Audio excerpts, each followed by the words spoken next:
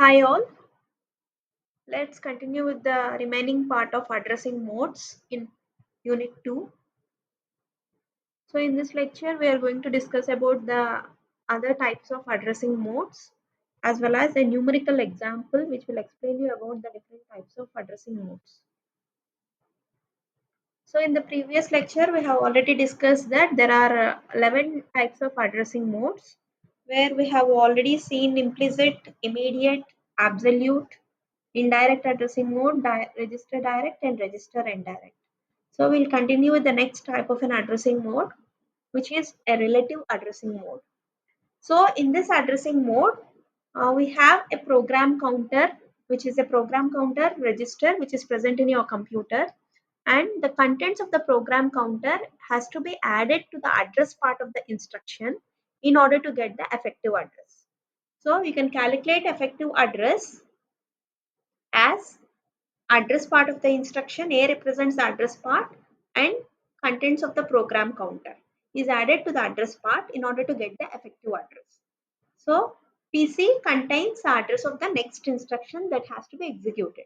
So that particular address value which is stored in the PC has to be added to the address part of the instruction in order to get the effective address of this particular instruction. So if you see an example of this, say your instruction is divided into two parts, opcode and address part. So the address part contains the value 17 and PC contains the value 422. So the contents of PC 422 is added to the address part of the instruction 17.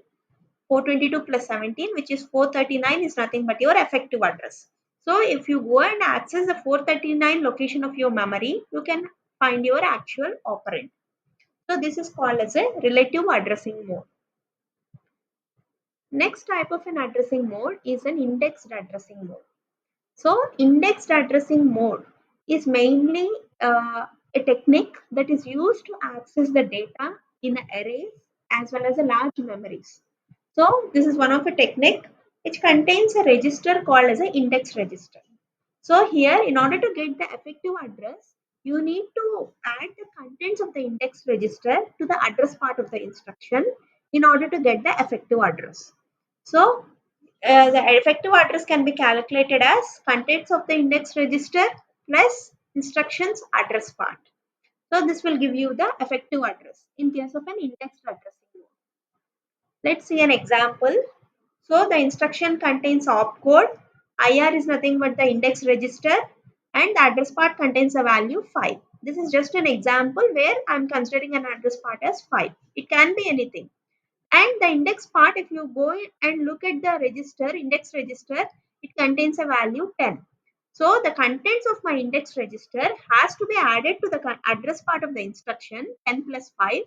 So 15 is nothing but the effective address of this particular instruction, which is uh, of this particular instruction. So if I access the 15th location of the memory, this is the actual operand which is stored in the memory. So this is called as an indexed addressing mode. Next type of an addressing mode is a base register addressing mode. So base register addressing mode is mainly used to implement the inter-segment transfer of control. Within a segment, if you want to transfer the control to some other part of the segment, then we implement the concept of base register addressing mode. So in this mode, we have the register called as a base register, and the contents of the base register are added to the address part of the instruction in order to get the effective address. So effective address can be calculated as the contents of address part of the instruction plus the contents of your base register. Here R refers to the base register. So if you look at the example, the opcode, it contains a base register, it contains the address part. So my base register contents are 422. So if I have to calculate the effective address as the contents of the base register plus address part. Together, it gives you the effective address 105. So if I access the 105 location of the memory, I can find the actual operand. So this is called as a base register addressing mode. So next type of an addressing mode is an auto increment addressing mode. So this mode is a special register indirect addressing mode. You can call this mode as a special type of register indirect addressing mode. So here you can calculate the effective address of an operand as is the contents of the register specified in the instruction. So after accessing the operands, the contents of the registers are automatically incremented to point to the next consecutive memory location. So you can represent the register in auto increment addressing mode as R1 plus. So here first we are going to access this location register R1 to access the operand. And once the accessing of the operand is done, the contents of the register are incremented by 1. So that is called as auto increment. So it will be automatically incremented once the contents of the register are being accessed. So let us see an example.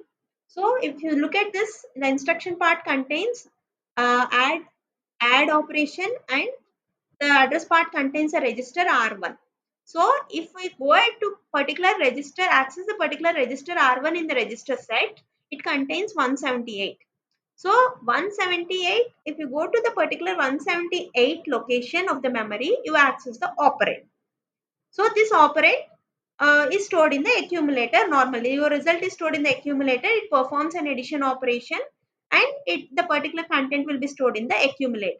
Once this operation has to be performed, once the register R1 has been accessed by the particular instruction, the contents of the register will be automatically incremented by 1. So now R1 for the next time, now R1 becomes 179. So the effective address is 178, and the operand, the 178th location of the memory, the operand is present 7. So it is stored into the accumulator, and after loading after loading this value into the accumulator, the R1 will be incremented by 1, and now R1 becomes 179. So that's why it is called as an auto increment. Next type of an addressing mode is an auto decrement addressing mode. So this mode is also a special case of register indirect addressing mode. So here, before accessing the operand, the contents of the register are decremented, and then that based on the decremented value, the decremented value becomes the effective address. So which is called as auto decrement. So in the case of auto increment, we are accessing the contents, we are taking the register contents as an effective address, access the memory location, and once the particular value is loaded, then we are going to increment the contents of the register. But here, before accessing the register contents, we are decrementing it and then accessing the contents of the register. So if you look at this, the register contains 400. So I'm not access taking 400. We are not considering 400 as my effective address, the contents of 400. So I have to first decrement before accessing it. So it becomes 399. So if I access 399 in my register set, this is the effective address. Through the effective address, I can access the memory, and that is loaded with the value is loaded to the accumulator. So here R1 register is first decremented by 1 prior to the instruction execution, which implies that operand is loaded to the accumulator is of address 1099H, not 1088H. So the effective address here is 1099H. So these are the different types of addressing modes. Now let us see a numerical example which will give you a clear information about how these addressing modes are being implemented. So here if you see, this is my memory location. So it is divided into 200 to 800. So 200 is the address of the memory, 201, 202, so on until 800. So the first at a memory location 200 and 201, my instructions are being stored. So the opcode contains load to accumulator, the mode bit, and the address part contains 500. So this is the address part of my instruction. This is the opcode of my instruction. And 202 is the next instruction which is stored. Next, according to the program order, the next instruction is stored at 202. So here I have 4 registers: program counter, register,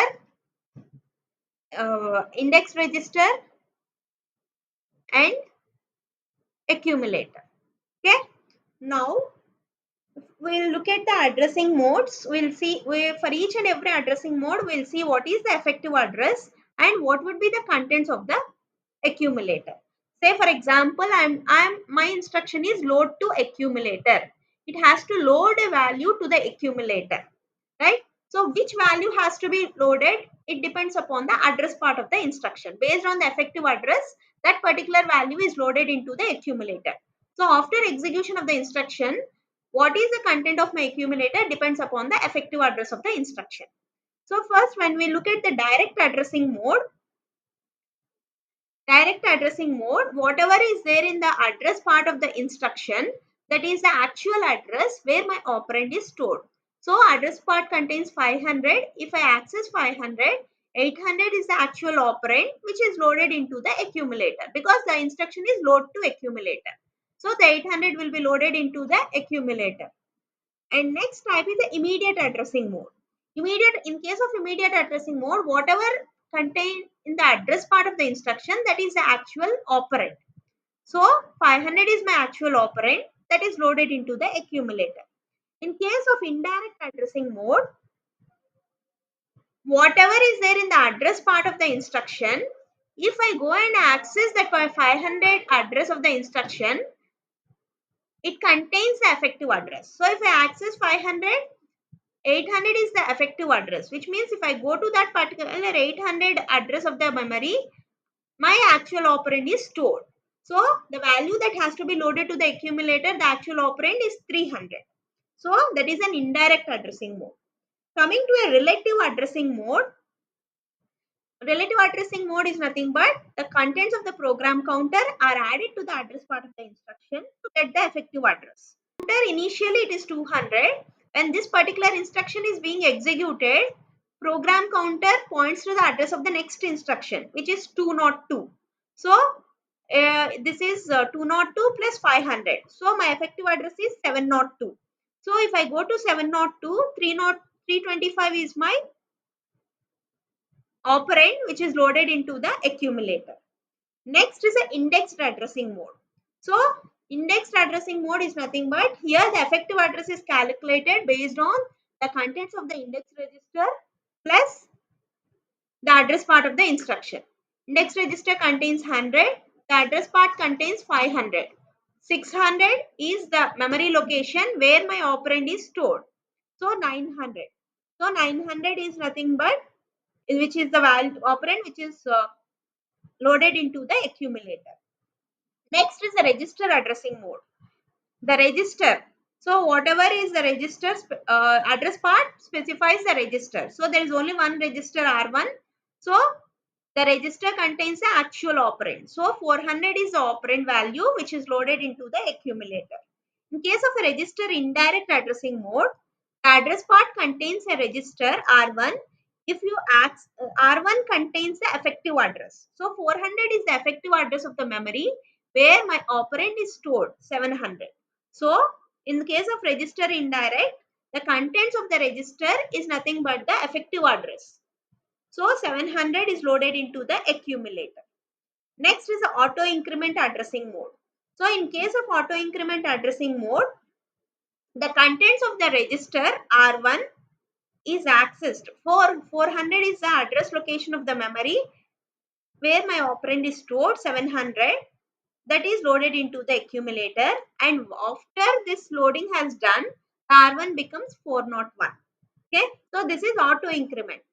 Next, coming to auto decrement addressing mode, whatever is present, whichever register is present in the address part of the instruction, which is R1, that is first decremented, so it becomes 399, and now 399 becomes the effective address. So if I access the 399 location of the memory, 450 is the operand which is loaded into the accumulator. So this is about all the different types of addressing modes that are present. This is an example. This is very important. When they ask you about the different types of addressing modes, you have to explain this example. Thank you.